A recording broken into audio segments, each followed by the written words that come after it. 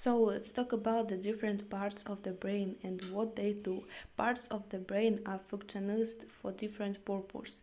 They do different things, which is why the match to different parts of the brain has different effects. It's why when you look at an fMRI scan of PET scan or something that records neural activity, you could figure out best of the location of the activity what's going on. So the first things to realize is I'm talking about the brain, but I'd be more pressure and more inclusive if I talk about the brain and parts of the spinal cord. So you don't need your brain for everything. There are certain activities we do that can happen without brain, like sucking in neighbors of pulling your limb back to withdraw from pain of molting. But for everything else we talk about in the course, we'll really be talking about the brain.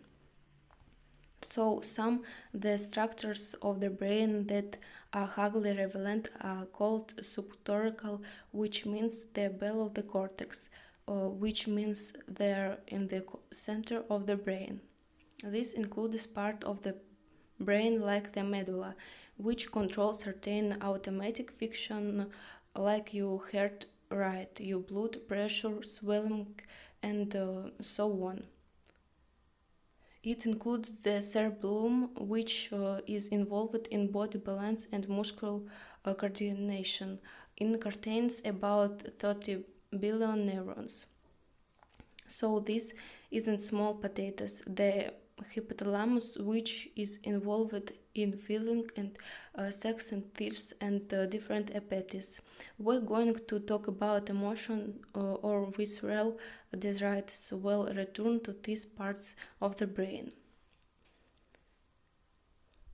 But for the aspect psychology that distinctive for us that make us human, we're mostly first of the outlier, the cerebral cortex. So the cerebral cortex, it is crumpled up. If you were to take a brain, pull out the cortex and straighten it out like you removing a rug you got from the truck of your can, and you have to straighten it out. It's about 2 feet square. So it's a lot of crumpling to get it in. It's about 3 millimeters thick. This is the action is. This where and list the things I'm interested in. This is where it's took place. It's where assuming and language and complex repression comes from. Fish don't have any cerebral cortex, reptiles and birds have a little bit, but primates, including human, have a lot. When you talk at the cortex, you'll see it have two halves. It has a left half and a right half. For each of these halves, when you look at it, you can demarcate the brain, the cortex, into different lobes.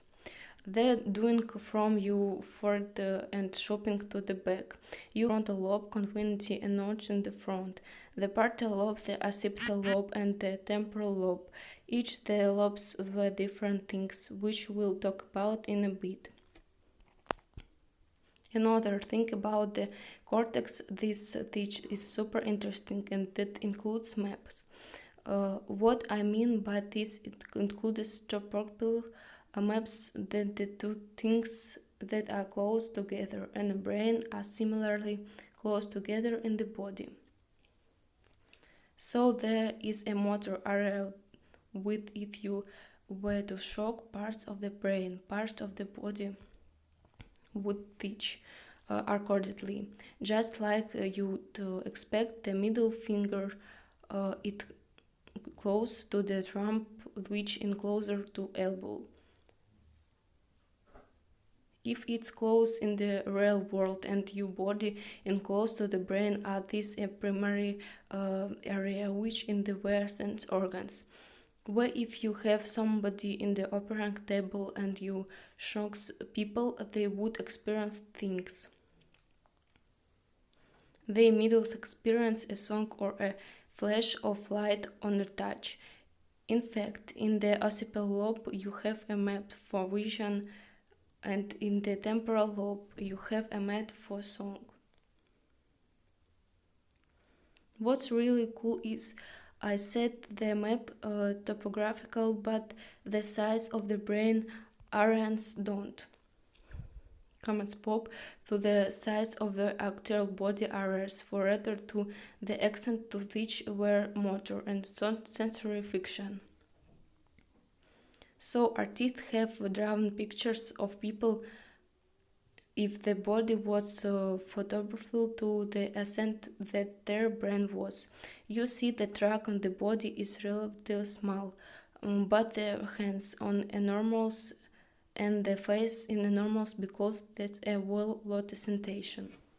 There is much more sensation going on the your heading and your whole back, even though the back is physically apart. So part of the cortex is the projections areas, but less than a quarter of the cortex contains projections areas. As I said, the rest is involved with which the cool stuff, which language with serious thing, which moral things, and so on. Then the questions comes in how to know this. How do they know what parts of the brain to what parts of the brain involved and why? There are different answers. So one answer is we can scan the brain. We can use MRI, which I think frequently magnetic fields to look on the activity of the brain that parts the activities when people do different things. We can also look at also called natural experiments when people have tumors or strokes or motorcycle accident. In the image part of your brain,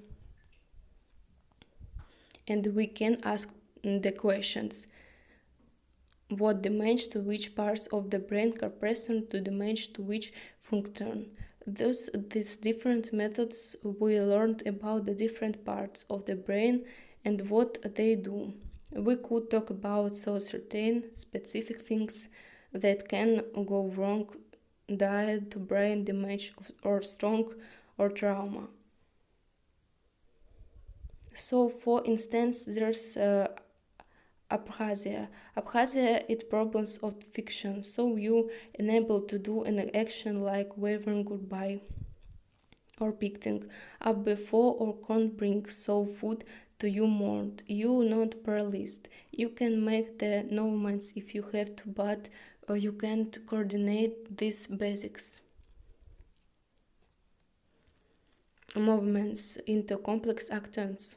This agnosia. Agnosia is the difference of perceptions, and they're not like you can't see, but you can't recordings. Some is called physical blindness. People of various forms or agnosia can describe a pictures in terms of the parts, but can't record the object that are being depicted. That from a visual agnosia. There are also specific paragnosia where you can't recognize face. Oliver Sacks won a wonderful book many years ago called The Man Who Mistook His Wife for a Hat. This was a series of profiles of people who had samples neurological discourse, and the title case of the book was a man who actively had such inability to recognize face. He could distinguish his wife face from that head. Milder forms or paragnosia, which some people suffer from, and honest, I got a little bit of some terrible face. Is that you could recognize face as face, but you can't recognize war a face that and very hard, so you recognize people. There's problems of sensory neglect. You get requests, you block out one part of the world. You might have damaged parts of your brain that would block out the left side of the world. It's not just the sort of physical thing. When you ask somebody with such a discovery to draw clock, for instance, they pull on the numbers from 1 to 12 on the right side of the clock. It's if they don't think of the left side of the world again. So maybe it's not even a sensory problem, but is a potential problem. This Abkhazia, which ripples are discovered of language. Some forms of Abkhazia are experienced like a Broca's Abkhazia, where you can't really speak. A famous case of somebody who can only use the form 10, world say 10, 10, 10, but can't say anything else. One that is something that's called repressive Abkhazia, where you can speak it what you say doesn't make such sense, but also you have a terrible time understanding other people. That is source of the author discovered. This is disorder which we talk about, this regard of Phineas Gage and various forms of it. Where damage to your brain, it's terrible whether it's true Phineas Gage.